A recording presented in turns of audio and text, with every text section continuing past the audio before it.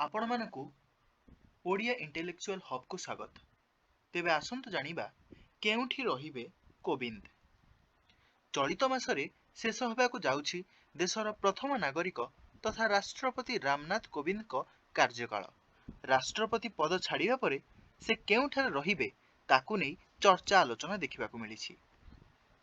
ସେପଟେ ଆଗାମୀ ରାଷ୍ଟ୍ରପତି ପଦ ପାଇଁ ଜୁଲାଇ 18ରେ ମତଦାନ ଏବଂ ଜୁଲାଇ 21ରେ ମତଗଣନା ହେବ। ଏହାପରେ ଜୁଲାଇ 25ରେ ନୂଆ ରାଷ୍ଟ୍ରପତି ଦାୟିତ୍ୱ ନେବେ।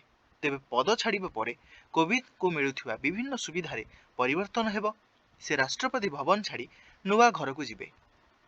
ତେବେ ଶୁଣିବାକୁ ମିଳୁଛି ଯେ ରାମନାଥ କୋବିନ୍ଦଙ୍କ ନୂଆ ଠିକଣା ଜନପଥ 12 ହେବ।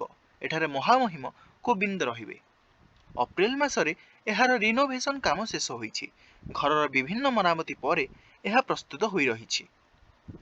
ଏହି ବଙ୍ଗଳାରେ ପୂର୍ବରୁ ପୂର୍ବତନ କେନ୍ଦ୍ରମନ୍ତ୍ରୀ ରାମବିଳାସ ପାସୱାନ ରହୁଥିଲେ। ଲୁଟିନ ଦିଲ୍ଲୀରେ ଥିବା ବଡ଼ ବଡ଼ ବଙ୍ଗଳା ମଧ୍ୟରୁ ଏହା ଅନ୍ୟତମ। 2020ରେ ରାମବିଳାସ ପାସୱାନଙ୍କ ଦେହାନ୍ତ ପରେ ଏହି ବଙ୍ଗଳାକୁ ଖାଲି କରାଯାଇଥିଲା। ଏହାପରେ ଲମ୍ବା ସମୟ ଧରି ଏହାର ମରାମତ କାମ କରାଯାଉଥିଲା। ତେବେ ଆସନ୍ତୁ ଜାଣିବା ଅବସର ପରେ ରାଷ୍ଟ୍ରପତିଙ୍କର ସୁବିଧା କ'ଣ। ରାଷ୍ଟ୍ରପତି ପଦରୁ ଅବସର ପରେ ତାଙ୍କୁ ପ୍ରେସିଡେଣ୍ଟ ଇମୋଲ୍ୟୁମେଣ୍ଟ ଆକ୍ଟ 1951 ଅନୁସାରେ ସମସ୍ତ ସୁବିଧା ସୁଯୋଗ ମିଳିଥାଏ। ତେବେ ନିରାପତ୍ତା ପାଇଁ ବା ସିକ୍ୟୁରିଟି ପାଇଁ ମାସିକ ତାଙ୍କୁ 5 ଲକ୍ଷ ଟଙ୍କା ପେନସନ ମିଳିଯାଏ। ଦେଖାଶୁଣା କରିବା ପାଇଁ 2 ଜଣ ସଚିବ ଏବଂ ସୁରକ୍ଷା ପାଇଁ ଦିଲ୍ଲୀ ପୋଲିସର 2 ଯବାନ ନିୟୋଜିତ ହୋଇଥାନ୍ତି। ଏହା ଛଡ଼ା 5 ଜଣ ବ୍ୟକ୍ତିଗତ ସହାୟକ ମଧ୍ୟ ତାଙ୍କୁ ଦିଆଯାଇଥାଏ। ତେବେ ଆସନ୍ତୁ ଜାଣିବା ତାଙ୍କର ଘରୋଇ ସୁବିଧା ବିଷୟରେ। ସେ ରହୁଥିବା ଆବାସରେ 2ଟି ଲ୍ୟାଣ୍ଡଲାଇନ୍, ଗୋଟେ ମୋବାଇଲ ଏବଂ ଇଣ୍ଟରନେଟ୍ କନେକ୍ସନ ଉପଲବ୍ଧ ହୋଇଥାଏ। ସେହିଭଳି ମାଗଣା ପାଣି ଏବଂ ବିଜୁଳି ମଧ୍ୟ ଉପଲବ୍ଧ ହୋଇଥାଏ। ଏବଂ ଯାତାୟାତ ପାଇଁ ସରକାରଙ୍କ ପକ୍ଷରୁ ତାଙ୍କୁ କାର ଏବଂ ଡ୍ରାଇଭର ମଧ୍ୟ ଯୋଗାଇ ଦିଆଯାଇଥାଏ। ସେ ବାବଦ ଖର୍ଚ୍ଚ ମଧ୍ୟ ସରକାର ତୁଲାଇଥାନ୍ତି। ପ୍ରତି ମାସରେ ଗାଡ଼ିରେ 250 ଲିଟର ତେଲ ପ୍ରଦାନ କରାଯାଇଥାଏ।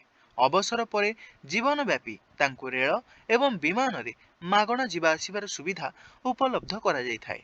ଏହା ସହ ତାଙ୍କ ପତ୍ନୀଙ୍କୁ ମାସିକ 30,000 ଟଙ୍କା ସହାୟତା ମିଳିଥାଏ।